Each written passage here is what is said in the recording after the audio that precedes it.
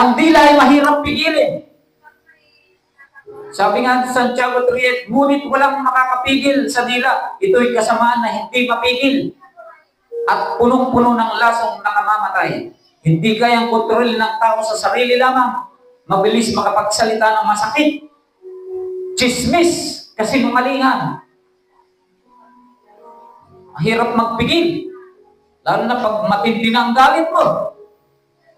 Wala namang masamang magalit. Huwag ka lang magkasala sa iyong galit.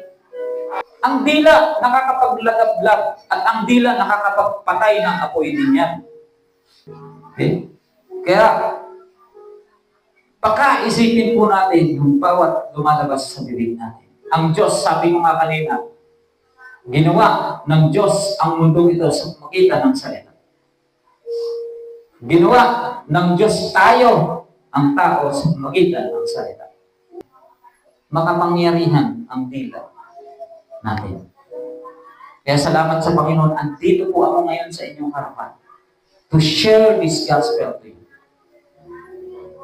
Para magbigay ng mga paalala na bumuhat sa Biblia.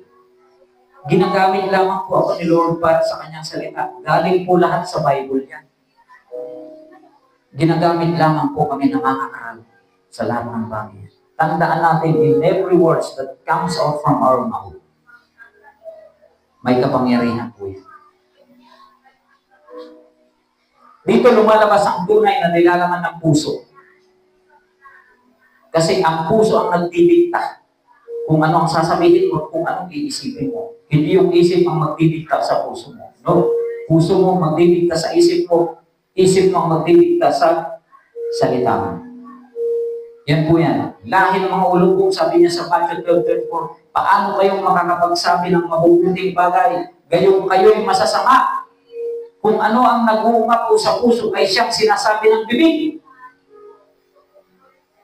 Kung ano pala ramdam ng puso mo yung sinasabi ng bibig. Di ba, ganun nga, sabi ko sa example kanina, nung naliligaw tayo, nararamdaman natin eh. Kailangan mong sabihin. Nararamdaman mo yung pag-ibig ko sa'yo. Oh, iniisip ko yun eh. Iniisip ko. Tapos sasabihin ko, kung anong nararamdaman ng puso mo, yun yung binubukan ng bibig mo. So kung masama ang binubukan ng bibig mo, yun yung puso mo, yun ang iisip.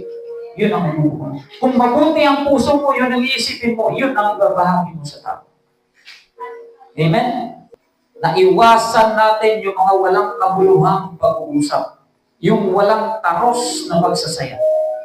Alalahanin natin na dapat lahat ng